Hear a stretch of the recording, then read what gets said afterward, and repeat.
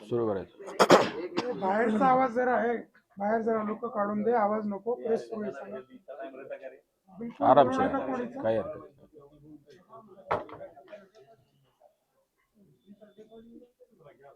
ठेवून दे इथे. चला, परभणीच्या सगळ्या पत्रकारांना मी नमस्कार करतो. सर्वप्रथम आंबेडकरी चळवळीतील ज्येष्ठ नेते श्री विजय बाबा वाकोडे यांना मी श्रद्धांजली अर्पित करतो. या आंदोलनातील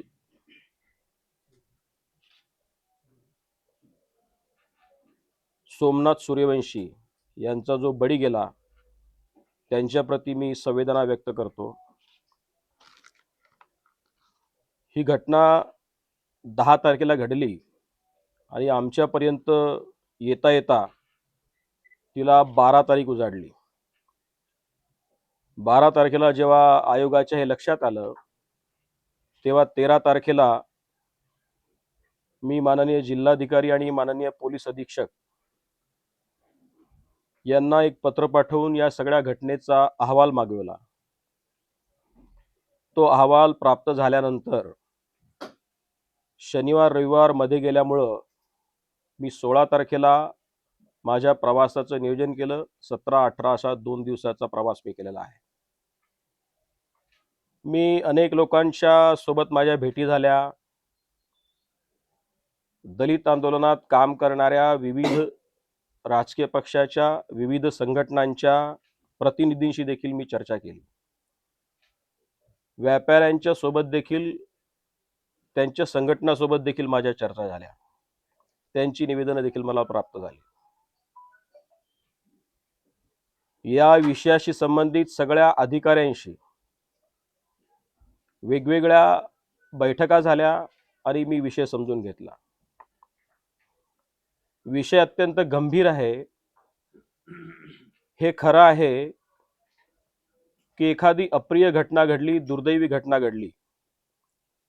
एखाद्या विकृत मनोवृत्तीच्या माणसानं बाबासाहेब डॉक्टर आंबेडकरांच्या पुतळ्याजवळच्या संविधानाची प्रतिकृती तोडली आणि त्यानंतर ज्या पद्धतीचे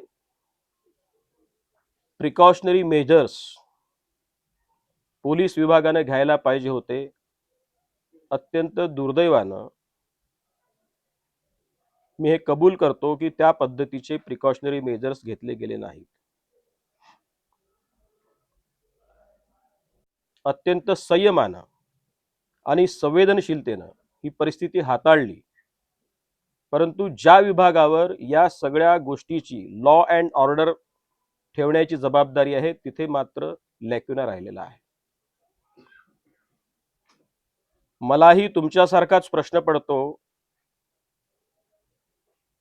की एखाद्या अप्रिय घटना घडल्यानंतर आणि आरोपी सापडल्यानंतर देखील जर एखाद्या अशा पद्धतीच्या आंदोलनात काही अज्ञात शक्ती त्याच्यामध्ये शिरकाव करतात आणि एखाद्या शहराचं, जिल्ह्याचं निवड नव्हे तर संपूर्ण राज्याचं आणि देशाचंही जो सामाजिक सलोखा आणि शांतता बिघडते ती अत्यंत दुर्दैवी घटना आहे, चुकीची आहे. मी आपल्या माध्यमातून आंबेडकरी चळवळीतील कार्यकर्त्यांना सांगू इच्छितो, आवाहन करू इच्छितो की परमपूज्य बाबासाहेब डॉक्टर आंबेडकरांनी महाडच्या चौदार तळ्याचं आंदोलन केलं. आपल्या सगळ्यांना सर्वविदित असेल की या आंदोलनामध्ये सगळ्या पद्धतीच्या शक्यता असताना देखील परमपूज्य बाबासाहेब डॉक्टर आंबेडकरांनी लाठ्या काठ्या खाल्ल्या, परंतु त्याच्या प्रतिकार करणारी शक्ती उभी केली नाही.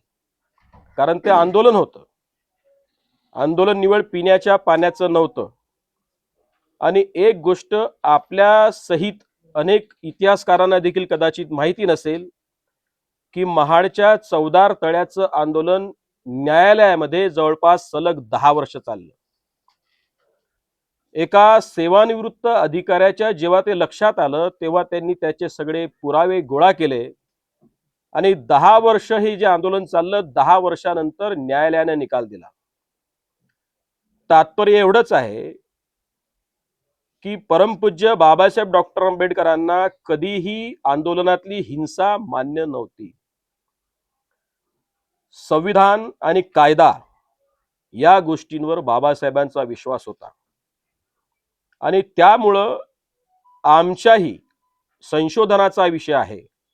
प्रशासनाला मी विशेषत्वाने विनंती करेन की या अशा पद्धतीच्या आंदोलनामध्ये कोणत्या शक्ती होत्या की ज्यामुळे हे आवश्यकता नसलेलं आंदोलन चिघळलं किंवा तपासण्यासाठी प्रशासनानं पुढाकार घ्यावा. त्याचप्रमाणे आता खऱ्या अर्थानं जी सामाजिक दरी कुठेतरी प्रस्थापित होण्याचा प्रयत्न करते आहे, स्वातंत्र्याच्या 75 वर्षात त्याची फळं आम्ही सगळ्यांनी भोगलेली आहेत.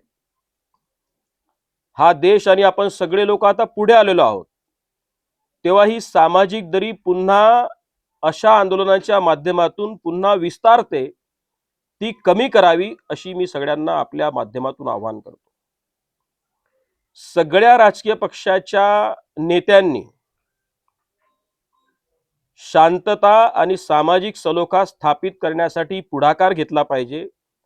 त्या पद्धतीचं त्यांनी आव्हान केलं पाहिजे आणि या घटनेकडे राजकारणाच्या पलीकडे पाहण्याची दृष्टी त्यांनी घ्यावी असं देखील आव्हान मी आयोगाच्या वतीने आपल्या माध्यमातून करतो. ते कोणत्याही राजकीय पक्षाचे लोक असू द्यात. आढावा बैठक देखील घेतली. सगळ्या अधिकाऱ्यांशी माझं बोलणं झालेलं आहे. निष्कर्ष मी आपल्याला सांगितलेले आहेत. परंतु विशेषत्वाने ज्या 2-3 गोष्टी मी सांगितल्या, जे निर्देश मी या ठिकाणी निर्गमित केलेले आहेत की ज्या पोलीस अधिकाऱ्यांच्या विरुद्ध, ज्या 3 पोलीस अधिकाऱ्यांच्या विरुद्ध जनाक्रोश आहे किंवा अनेकांच्या तक्रारी आहेत किंवा ज्या तक्रारी पुढे येऊन लोक देण्यापासून घाबरत आहेत, अशा देखील तक्रारींच्या आधारावर त्या तिन्ही पोलीस अधिकाऱ्यांना सक्तीच्या रजेवर माननीय एसपींनी तत्काळ प्रभावाने पाठवावेत अशा पद्धतीचे निर्देश आज आयोगाने निर्गमित केलेले आहेत.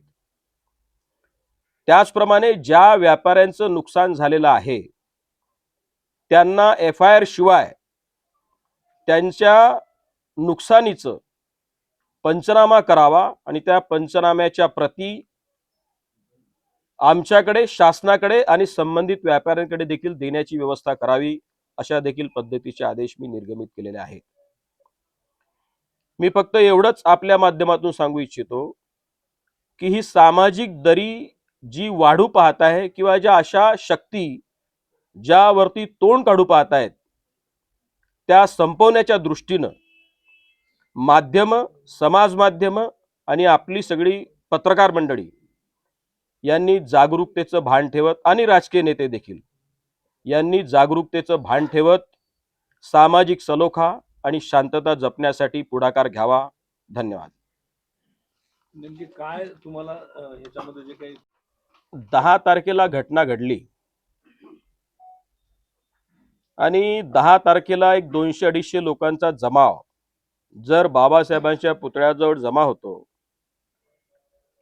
तिथे पोलिसांच्या गाडीच्या वर चढून एखादा माणूस बंदचं आव्हान करतो, पोलीस अशी कशी परवानगी देऊ शकतात? किंवा जर त्याची गांभीर्यता पोलीस प्रशासन न समजू शकलं तर हा पोलिसांच्या कार्यपद्धतीचा किंवा एखाद्या व्यक्तिविशेषत्वाचा दोष असावा. त्यामुळं माझं असं निरीक्षण मी नोंदवलेलं आहे. तिसरा कोणता निर्देश? पंचनामे करा. FIR न करता पंचनामे करा. म्हणजे FIR ची सक्ती करू नका आणि पंचनामे झाले पाहिजेत. आणि तिसरं असं, हा निर्देश नाही, हे आव्हान आहे की सामाजिक सलोखा आणि शांतता पाळण्याच्या दृष्टीने सगळ्या राजकीय पक्षाच्या धोरणांसह प्रशासनाने देखील पुढाकार घेऊन त्या पद्धतीची ही सामाजिक दरी काम करण्यासाठी सगळ्यांनी सर्वकष काम करावं अशी मी विनंती केलेली आहे. त्या 3 पोलीस अधिकाऱ्यांचे नाव माननीय SP आपल्याला सांगतील. अधिकारी आहेत, कोणीतरी मरे एक आहेत आणि आणखी कोणीतरी तोरबांड काय तोर नाही, गोरबंड सांगितलं, अशोक गोरबंड तुरणार या 3 अधिकाऱ्यांच्या संदर्भाने मी सांगितलं चौकशी अहवाल जेव्हा केव्हा येईल तो येईल. मी सांगितलं ना,